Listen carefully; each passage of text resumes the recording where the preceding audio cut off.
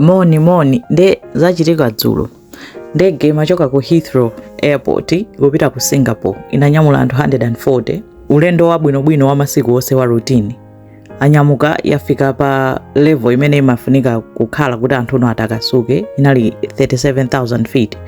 Anthu amasula ma seat belt, ena akhala, ena akucheza, ena amayenda ndi zakudya kumagulisa zakudya ma air hostess yani. Anthu atakasuka pamene wacha ena akupita ku Chimbuzi. Angodabwa ndege yamenya turbulence. Mabampu aja amamenya ndege aja.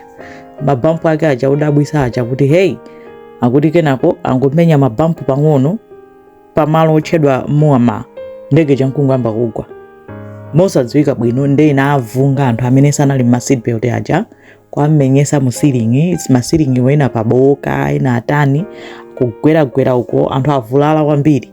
Nembakana ndege ija inapezeka kuti yakwanitsa kubwereranso mmalire, koma bambo wina wa zaka 76 wapeza kuti wamwalira. Ndege anapezeka kuti angotembenuka sanga mapilot anaona kuti ulendo usapitirira chifukwa chonena kuti nthawi zambiri kukakhala kuti kukhala turbulence akamanyamuka mapilot achi amauzidwa kunena kuti pamalo pakuti ndi mmene weather ilili mwina mukakumana ndi mapampu ndi amakhala kuti akonzekera, koma mabampu awawa akuti anali clear air turbulence kunena kuti sanaione sioneka samadziwa kungokhala ngati kuti kuli bwinobwino koma pakati papali mphepo zina zake zodabwitsa za mabampu nezinamenya mwamphamvu kwambiri.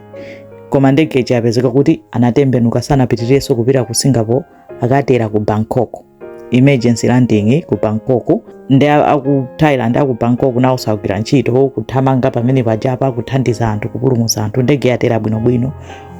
Anthu ena 20 ali ku intensive care, ena 100 chani ali kuchipatala. Amwalira ndi abambo okhawo, koma atayeza apeza kuti amwalira ndi heart attack. Mwina mantha kuona kuti ndege ija ikugwa basi mtima kungozimiratu pomwepo kuti kuli bwino ndisaone zina zomwe zitagwezo. Koma other than that ndegeyo yatera, anthu atulukamo, ena akadali mchipatala.